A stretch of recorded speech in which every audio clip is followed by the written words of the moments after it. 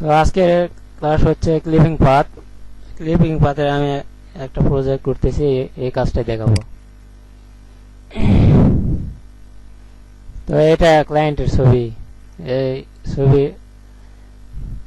হাতে যে আছে বাঁশি গিলা, এটা তাদের একটা ব্র্যান্ড আর কি, তাদের কোম্পানি, তারা এই সার্ভিসটা দিয়ে থাকে বিভিন্ন অনুষ্ঠানে বা ইয়াকে। তো এটা আমি সম্পূর্ণ পাথ করছি, পাথটা দেখাচ্ছি কিভাবে করছি। এই যে এটা সম্পূর্ণ পাথ করা হয়েছে এইভাবে, এটা পাতি, কারণ এর তো কালার চেঞ্জ করবে না।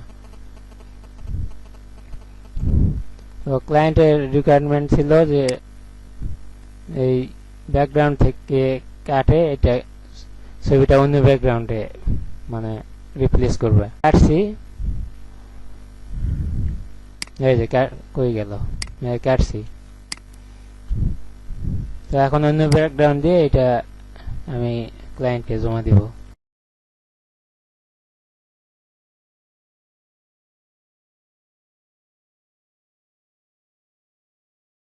মানে মেন লেয়ার হচ্ছে এইটা মেন। এখান থেকে আমি ক্লিপিং পাথ করে এটা ইয়া করছি, মানে এইটা। এখন যে ব্যাকগ্রাউন্ড গুলা নিয়েছি, এই ব্যাকগ্রাউন্ড যেটা দিব, মনে করেন এই ব্যাকগ্রাউন্ডটা দিব, এর উপরে এই লেয়ারটা দিতে হবে, তাহলে এই ব্যাকগ্রাউন্ডটা শো করবে।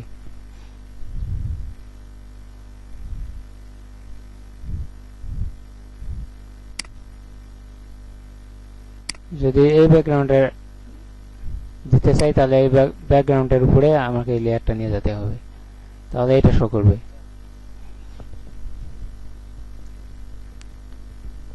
তো এখন ব্যাকগ্রাউন্ডটা এখানে অ্যাড করব কিভাবে, আমি একটা নতুন ব্যাকগ্রাউন্ড নিয়ে আসি। গুগলে গেলাম, যাই এখানে আমি ব্যাকগ্রাউন্ড ভেক্টর নামে সার্চ করছি, অথবা যে কোনো ব্যাকগ্রাউন্ড নিয়ে কাজ করা যেতে পারে। যেমন ন্যাচারাল যদি দেই,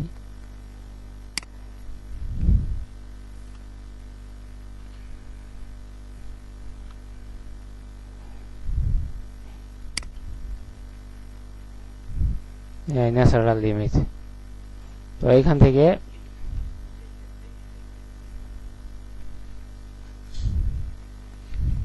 এই ব্যাকগ্রাউন্ডটা আমি দিতে যাচ্ছি।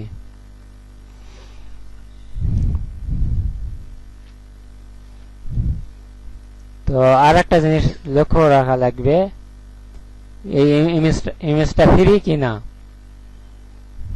এই যে এখানে লেখা আছে image may be subject to copyright, তার মানে এই ইমেজটা যদি আমি ইউজ করি ওটা কপিরাইট দেবে, আর কপিরাইট দেওয়া কোনো ইমেজ ইউজ করা যাবে না।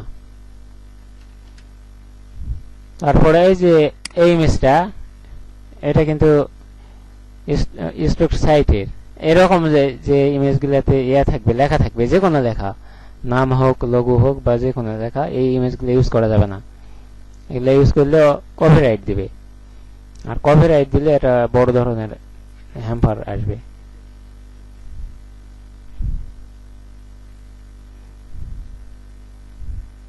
তো কপিরাইট ফ্রি আমি দেখি image, natural copyright free image. এইভাবে যদি কপিরাইট ইমেজ, কপিরাইট ছাড়া যদি ইমেজ না আসে, কপিরাইট ফ্রি, তাহলে এখানে সেটিং এ যেতে হবে, টুলস থেকে। তো এখান থেকে ক্রিয়েট কমন লাইসেন্স, মানে লাইসেন্স যেগুলো ফ্রি আছে সেই ইমেজগুলো এখানে শো হবে। হ্যাঁ, লাইসেন্স অ্যাভেলেবল এখানে লেখাই দেখাচ্ছে, এগুলো ব্যবহার করা যাবে আর কি। তাহলে এখান থেকে একটা ন্যাচারাল ইমেজ নেই। আচ্ছা, মনে করেন এই ইমেজটা নিলাম, এখানে পাথর আছে অনেক সুন্দর। এখান থেকে সেভ করলাম, ডাউনলোডে গেলাম, এই যে ইমেজ, এখান থেকে ওপেন দিলাম, ফটোশপ, এখান থেকে টানে এখানে নিয়ে আসলাম।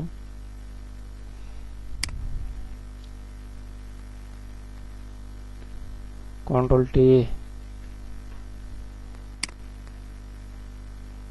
সাইজটা এইভাবে করে নিলাম, নিয়ে যেতে হবে, উপরে নিয়ে গেলাম।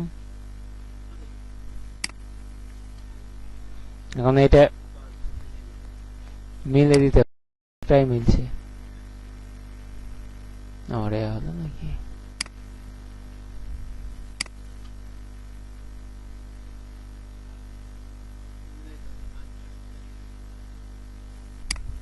আচ্ছা এটা বাদ দেই, ঘাসের ছবি নিয়ে আসি, ন্যাচারাল। ওইটা মিলানো যাবে কিন্তু সময় লাগবে, ওরকম না। আচ্ছা এটা দেখি,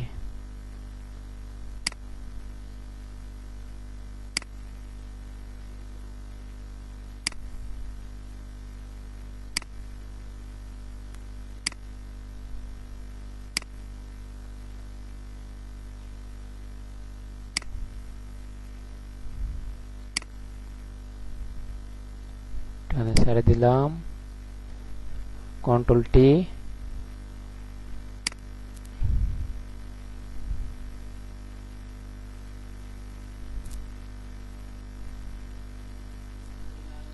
ছবিটা হচ্ছে অল্টার শিফট ধরে টানলে চারদিকে এক সমানে সমান হবে আর কি।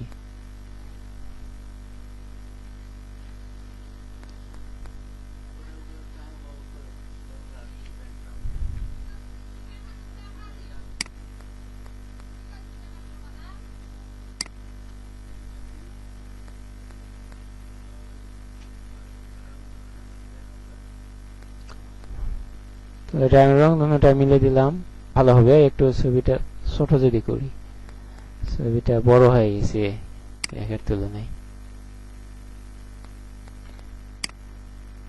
এখানে দিলাম, দেওয়ার পর রিয়েলিস্টিক হয় নাই, আমার মনে হচ্ছে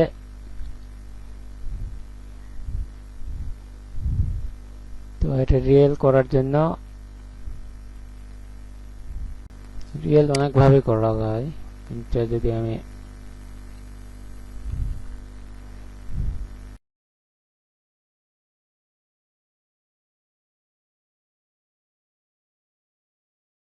টু করে দিলে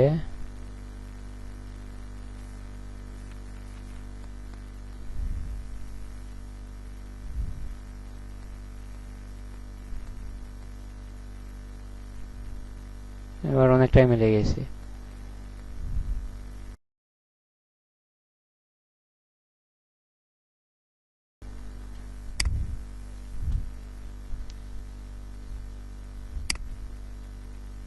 তো যাই হোক, আমি অন্য একটা ব্যাকগ্রাউন্ড নিয়ে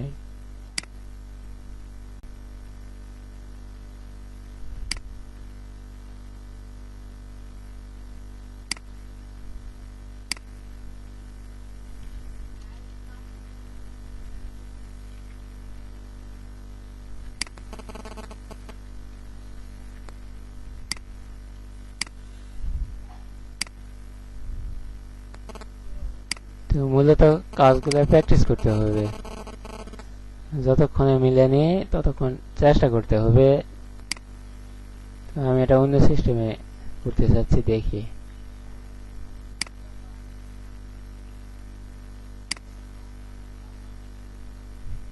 ঠিক আছে,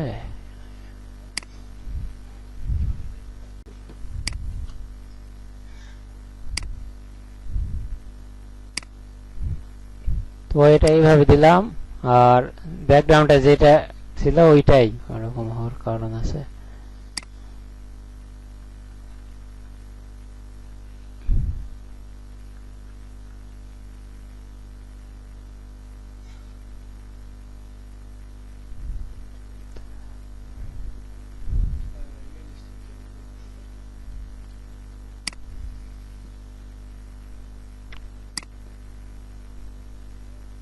রিয়েলিস্টিক এটা করব এইভাবে।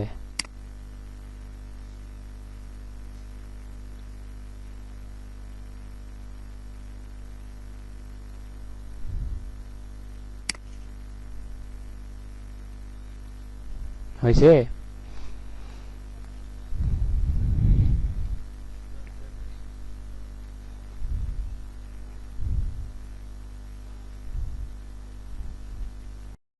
তো এখানে ভ্যালু আর পিছনে এআই, এটা ইচ্ছা করলে আরো পিছিয়ে দেওয়া যেতে পারে, তাহলে আরো ভালো মনে হবে। এইভাবে মিলে দিতে হবে। এটা মিলা লাগবে না, মিলালেও হবে, কারণ মনে হচ্ছে ওইদিকে রোদ পড়ছে, এইদিকে পড়া নিয়ে এদের মুখে ঠিকই পড়ছে রোদ, কিন্তু এইদিকে ছিঁয়া। তো যাই হোক, এটাও অ্যাডজাস্ট করা যাবে। এটা আমি এখান থেকে অপাসিটি কমিয়ে দেবো।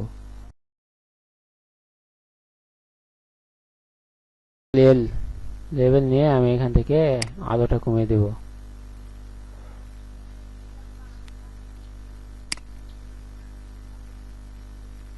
মিলছে। ছবির রেজুলেশন কমতো, আলো বাড়িয়ে দিলে খারাপ দেখা। তো এইভাবে মিলে দিতে হবে আর কি। এটা আমি সেভ করি, এক্সপোর্ট ওয়েবে সেভ করি।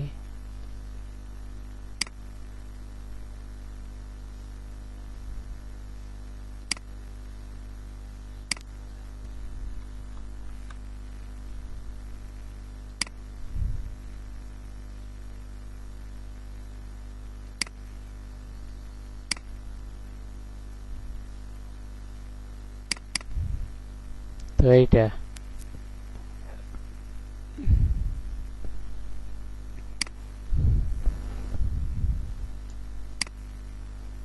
তো এইভাবে কাজ করা লাগবে আর কি। তো এটা আমার কাজ শেষ, আমি ক্লায়েন্টকে দেখাবো। যদি তার ব্যাকগ্রাউন্ড পছন্দ না হয় তো আমি পরে চেঞ্জ করে দিব। তো এই ধরনের ছবিগুলো প্র্যাকটিস করবেন। তো ঠিক আছে, আজকের ক্লাস এই পর্যন্তই। কাজগুলো প্র্যাকটিস করবেন।